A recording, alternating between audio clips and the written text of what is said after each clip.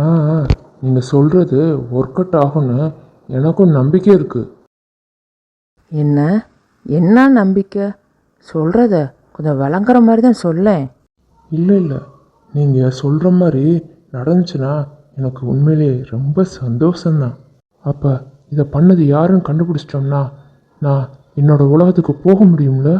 அதைத்தானே இவ்வளோ நேரமாக சொல்லிட்டு இருக்கோம். சொன்னையே திருப்பி திருப்பி சொல்லிட்டு இருக்க. சரி, நாளைக்கே நம்ம பயிற்சியை ஆரம்பிச்சிடலாம். ஆமாம், எனக்கு இதெல்லாம் யார் சொல்லித்தர போகிறது?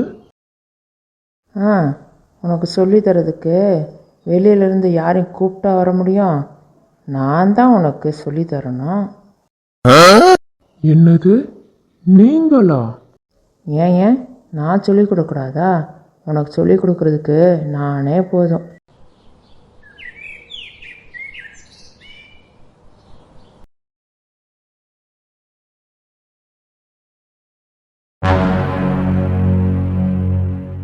விக்ரம், இப்போ நான் சொல்கிறத ரொம்ப கவனமாக கேட்கணும். சரி, சொல்லுங்க. தூரத்தில் உனக்கு என்ன தெரியுது? தூரத்தில் எனக்கு எல்லாமே தெரியுதுங்க. நான் இப்போ என்ன பண்ணணும் அதை சொல்லுங்க. அங்கே தூரத்தில் உனக்கு ஒரு ஆப்பிள் மரம் தெரியுதா? நீங்கள் எப்பயும் போலயே பேசுங்க. இப்படி பேசுறது எனக்கு பயமாகவே இல்லை, சிரிப்பு தான் வருது. அங்கே இருக்கிற ஆப்பிள் மரம் நல்லாவே தெரியுதுங்க. அடுத்து எனக்கு என்ன பண்ணணும்னு சொல்லுங்க. நான் உனக்கு போனால் போதுன்னு சொல்லி கொடுக்கலான்னு வந்தால் நீ என்னையவே கிண்டல் பண்ணுறியா? இருந்தாலும் என்னோட நெசமாயோக்காக இதை பொறுத்துக்கிறேன்.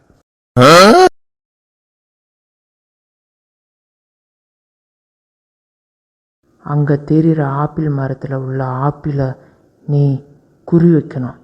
எத்தனை ஆப்பிளை நீ வீழ்த்துறன்னு நானும் பார்க்குறேன். ஆரம்பி. நான் சொல்லி கொடுத்த மாதிரி ஆப்பிளை முதல்ல குறி வை. அதுக்கப்புறம் தயாராகு. அப்புறம் வில்ல விடணும். புரியுதா? எனக்கு நல்லாவே புரியுது. ஆனால் எனக்கு ஒரு சந்தேகம். அங்கே அத்தனை ஆப்பிள் இருக்கே, அதில் எதை குறி வைக்கன்னு நீங்கள் சொல்லவே இல்லையே. உன்னால் எத்தனை ஆப்பிள் குறி வச்சு வீழ்த்த முடியுமோ வீழ்த்து. நான் சொல்லி கொடுத்த பயிற்சியில் மனசில் வச்சுக்கிட்டு குறி பார்த்து அடி பார்ப்போம்.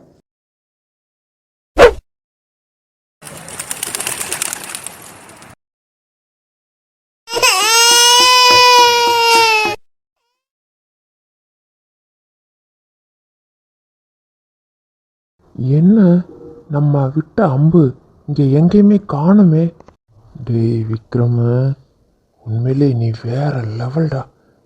நீ விட்ட அம்பு நம்ம பூமிக்கிறதுக்கே போயிருக்கும் போலையே. பார்த்தீங்களா, நீங்கள் ஆப்பிள் தான் அடிக்க சொன்னீங்க, நான் பிள்ளை எங்கேயோ விட்டுட்டேன். எப்படி? டேய் கொக்கரக்கா கொய்யாங்கோ, அங்கேயே பார்த்துட்டு இருக்காடா. நீ வில்ல எங்கே விட்டேன்னு பின்னாடி திரும்பி பாடுறா. ஐயோ, என்னங்க எப்படி கிடக்குங்க? யாரும் உங்களை இப்படி பண்ணது? டேய் கொய்யாலே, பண்ணுறையெல்லாம் பண்ணிவிட்டு கேள்வியோட கேட்குற. முதல்ல தூக்கி விடுறா. டேய் பார்த்துடா, மெதுவாக கூட்டு போடா. யாருங்க, யாரும் உங்களை இப்படி பண்ணது சொல்லுங்க. அவங்கள உண்டு இல்லைன்னு பார்த்துடுறேன். இப்படி பண்ணதே நீதான்டா.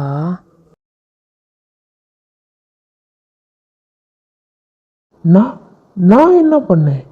நான் ஒன்றும் பண்ணலையே. நீ நேராக விட்ட அம்பு அந்த மரத்தில் பாஞ்சு திருப்பி பின்பக்கமாக இந்த மரத்துக்கு வந்து குருவி கூட்ட உடச்சி என் மண்டைக்கு வந்துச்சு.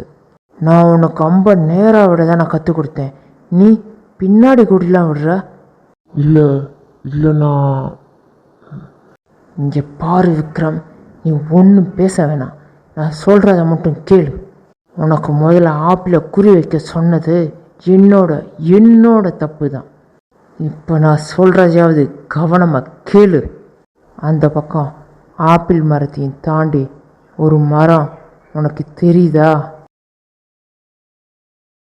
ஆ ஆ அந்த மரத்தில் கூட ஏதோ வட்ட வட்டமாக இருக்கே, அந்த மரத்தை சொல்கிறீங்களா?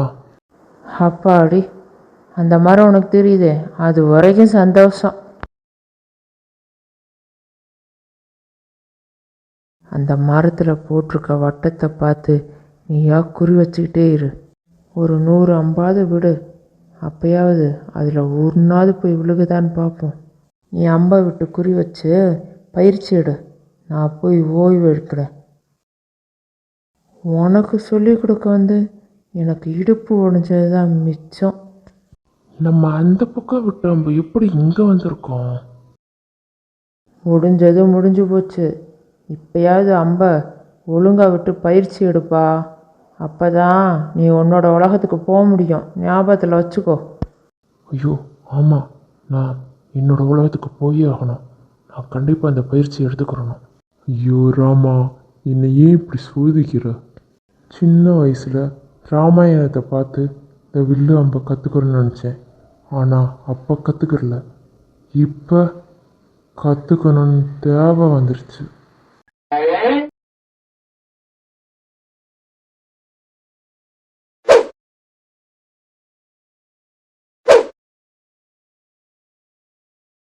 பரவாயில்லையே, நீ ஒண்ணுக்கு லாய்க்கில்லைன்னு நினைச்சா, ஆனா இப்ப நல்லா முயற்சி பண்ணி பயிற்சி எடுத்துட்டு இருக்கானே.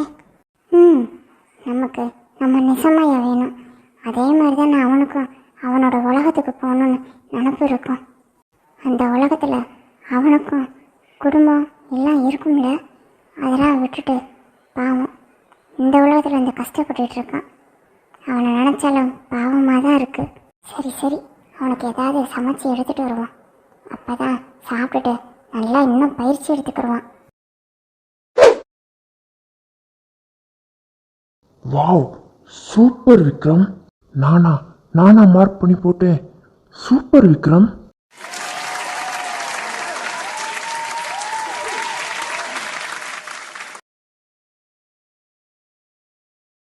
சாப்பாடு பண்ணி எடுத்துட்டு வந்தாச்சு.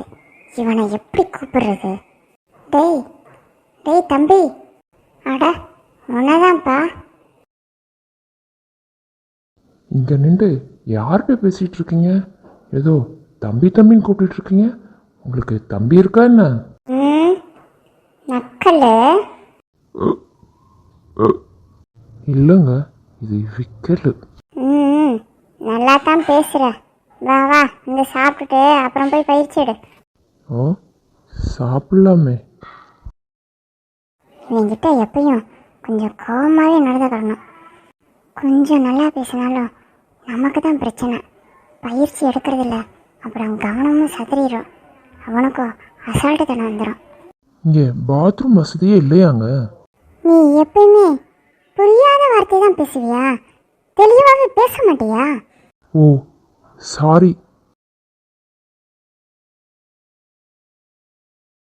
மறுபடியுமா? இல்லை, அது எப்படி? அதாவது குளியலற இருக்கான்னு கேட்டேன். பொம்பளை பிள்ளைகளே பாதி பேர் குளத்துல தான் போய் குளிக்கிறாங்க. உங்களுக்கு மட்டும் என்ன தனியாக குளியலை கட்டியாக கொடுக்க முடியும்? ஏன் உங்கள் ஊர்லலாம் தனியாக கட்டி வச்சுருக்கீங்களா என்ன? அட ஆமாங்க, எங்கள் கிரகத்துலலாம் பாத்ரூம், அதாவது குளியலறைலாம் எல்லார் வீட்லேயுமே இருக்குங்க. இந்த கிரகத்துக்கு நானாக உன்னை வழியை வெத்தலை பார்க்க வச்சு கூப்பிட்டு வந்தேன். நீயா தானே வந்த? இப்போ உனக்கு இந்த வசதி வரை நான் செஞ்சு கொடுக்கணுமா? எனக்கு தேவைதான். அச்சச்சோ, நான் இருக்கான்னு தாங்க கேட்டேன். பரவாயில்ல, நான் பார்த்துக்கிறேன். என்ன சாப்பாடு? அன்னைக்கு மாதிரி பன்னிக்கறி பண்ணி கொண்டு வரலையே. அன்னைக்கு உன் முகரக்கட்டையை பார்த்தோன்னே தெரிஞ்சுக்கிட்டேன் உனக்கு சாப்பாடு பிடிக்கலன்னு. அதான் அன்னைக்கு புறா கறி கொண்டு வந்திருக்கேன்.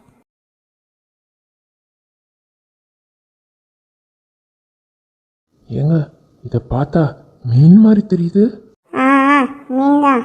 உனக்காக தான் குளத்தில் போய் மீனை பிடிச்சி சமைச்சு எடுத்துகிட்டு வந்திருக்கேன். சாப்பிட்டு தொலை. ரொம்ப தேங்க்ஸுங்க. நீங்கள் இந்த மீனை பண்ணது தான் பண்ணீங்க. இதை மசாலா தடவி எண்ணெயில் போட்டு அப்படியே பொரிச்சிட்டு வந்திருந்தீங்களா, அப்படி இருந்திருக்குங்க டேஸ்ட்டாக. உனக்கு எனக்கு போனால் போயின்னு பண்ணிட்டு வரதே பெரிய விஷயம், இதில் வக்கனையை வேற நீ கேட்குறியா? இங்கே பாரு, நான் உனக்கு சமைச்சு போடுறது என்னோட நெசமையோட உடம்பு திட ஆரோக்கியமாக எப்பயும் போல இருக்கணும், அதுக்காக மட்டும்தான். அது மட்டும் இல்லை, இப்படி சாப்பிட்டா மட்டும்தான் உன்னால் நல்லா பயிற்சி எடுக்க முடியும். பொரிச்சதெல்லாம் சாப்பிட்டா உடம்பு வெட்டியாக போயிடும். பன்னிக்கறி போகிறாம ஏதாவது பண்ணி கொடுக்குறாங்களே, அது வரைக்கும் சந்தோஷப்பட்டுக்கிறணும். பயிற்சி எடுக்கிறதுக்கு தயாராகு.